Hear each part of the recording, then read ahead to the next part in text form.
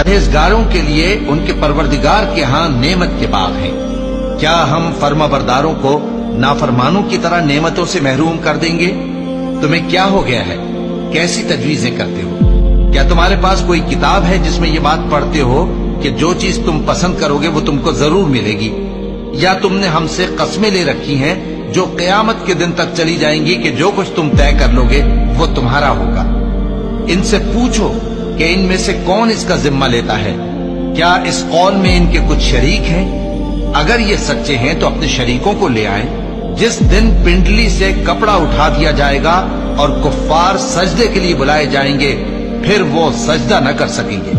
उनकी आंखें झुकी हुई होंगी और उन पर जिल्लत छा रही होगी, हालांकि पहले उस वक्त सजदे के लिए बुलाए जाते थे जबकि वो सही और सालिम थे। तो मुझको इस कलाम के झुटलाने वालों से समझ लेने दो।